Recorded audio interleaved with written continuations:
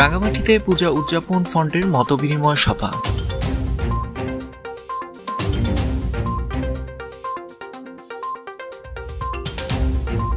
Symbol of Rangamati খ্যাত ঝুলন্ত সেতুর খুব কাছেই স্বল্প খরচে থাকার সুব্যবস্থা, হোটেল ZY রেসিডেন্সিয়াল। বাংলাদেশ পূজা উদযাপন ফন্ড রাঙামাটি জেলা শাখার প্রথম মতবিনিময় সভা অনুষ্ঠিত হয়েছে।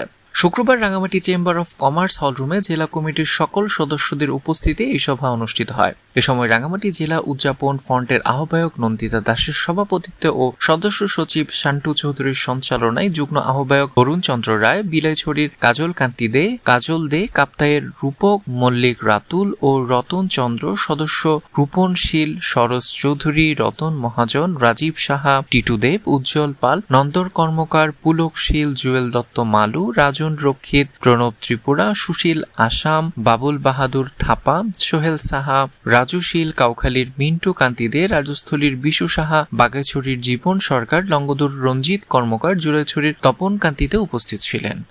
মতবিনিময় সভায় বাংলাদেশ পূজা উদযাপন ফন্ড রাঙামাটি জেলা শাখার কার্যক্রম ত্বরান্বিত করতে পরামর্শমূলক বক্তব্য দেন সদস্যরা। Desk report, CST TV.